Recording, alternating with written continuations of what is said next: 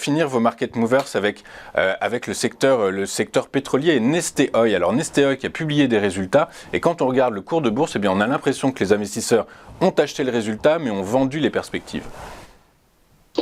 Alors, eh bien, en fait, Neste Oil, qui est en fait un parapétrolier qu'on pourrait comparer à un Vallourec en France, eh bien, effectivement, ce raffineur finlandais a quand même publié des résultats qui sont plutôt très bons dans leur ensemble, hein, puisque le bénéfice net a bien progressé.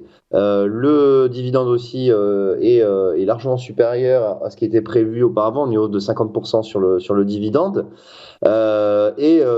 Neste Oil, j'ai voulu m'attarder sur cette valeur parce que c'est vrai que bon, elle n'est pas très connue forcément en France, mais il y a sur le moment, elle a quand même un gros potentiel. Alors, le cours de bourse, pardon, avait progressé de 10% avec ces annonces, et c'est un groupe qui est spécialisé dans les carburants renouvelables. Et ça, c'est donc extrêmement intéressant, puisque les déchets les déchets et les résidus seraient d'environ 40 millions de tonnes par an. Et donc Nestlé veut se positionner en leader, hein, de carburant renouvelable pour les déchets.